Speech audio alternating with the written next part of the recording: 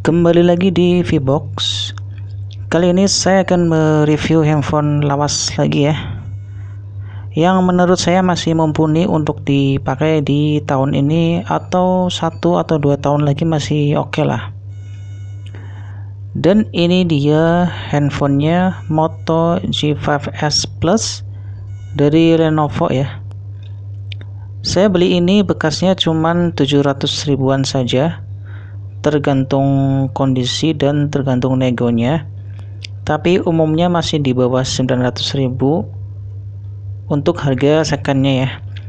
Di boxnya seperti ini ya, ada spek singkatnya seperti layar 5,5 inch Full HD, dual kamera belakang, storage, dan SoC nya ya. Ini boxnya cukup kecil juga di tahun segitu ya, beda dengan box handphone kebanyakan, dan sistem bukanya juga lain daripada yang lain ya. Ini di dalamnya tentu saja ada unitnya.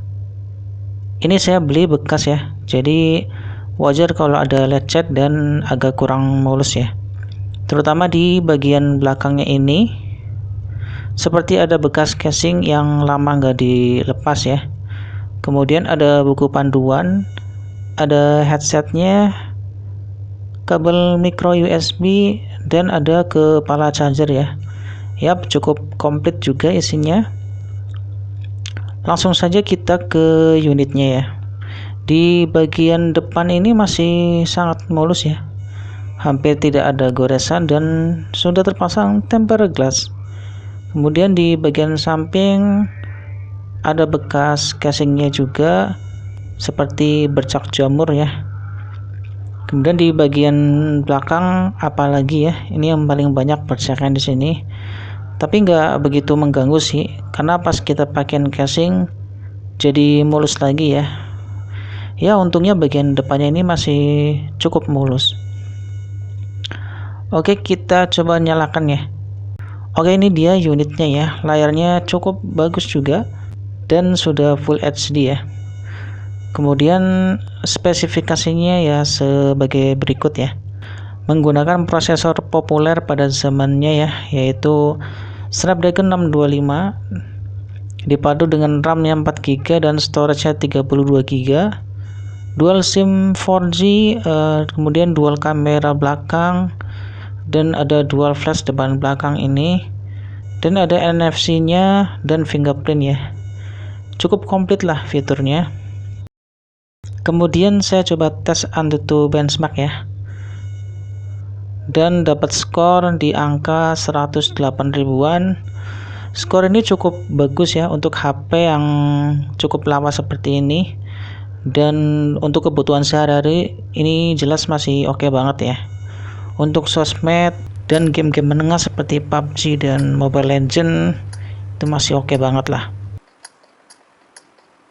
Ya, saya tesnya di game PUBG Mobile saja, masih sangat enak ya dimainkan.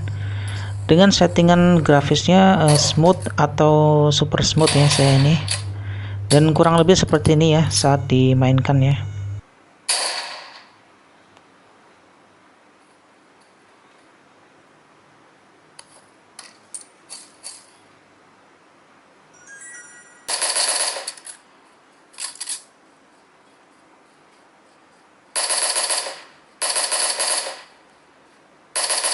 Jadi untuk main game ini tentu masih oke-oke aja ya, dengan grafisnya yang rata kiri atau medium lah, masih oke.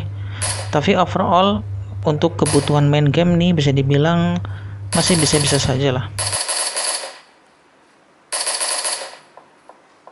Kemudian hasil kameranya saya lihat cukup bagus ya, kontrasnya cukup tajam dan warnanya juga cukup keluar ya, cukup gonjreng lah.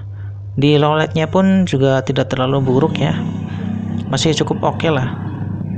Untuk merekam video sendiri ini bisa sampai 4K 30 fps, sangat mantap ya.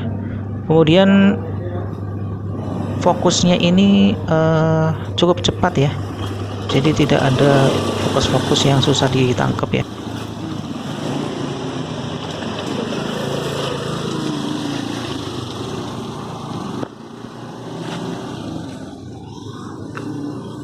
Untuk stabilisasinya sayangnya di sini belum ada, jadi tetap akan bergoncang ya ketika memfoto cepat atau bikin video ya.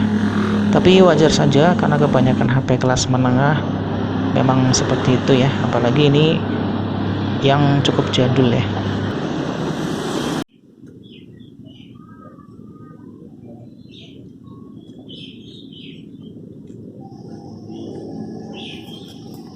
Kemudian ada fitur gestur juga yang cukup membantu saya ini sehari-hari.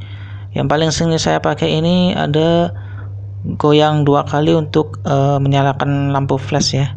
Ini sangat sering saya gunakan. Dan ada juga screenshot pakai 3 jari ya. Dan masih banyak gestur lainnya, kalian bisa explore sendiri ya. Dan fingerprintnya ini juga cukup cepat dan akurat ya. Oke, kayaknya itu aja. Untuk kesimpulannya, HP ini masih enak ya dipakai untuk tahun ini atau tahun depan, masih oke. Dengan fitur yang sudah cukup komplit ya, ada NFC-nya, udah kekinian lah. Sudah bisa menunjang pemakaian sehari-hari dan untuk game juga masih bisa lah. Ya, meski layarnya masih model seperti ini ya, belum berponi, tapi menurut saya desainnya masih oke ya. Dan yang paling penting ini harganya murah banget, cuman 700 ribuan aja. Kalian bisa dapat fitur yang sekomplit ini ya. Oke, sekian dulu ya. Nantikan video gadget keren lainnya di channel ini ya. Terima kasih.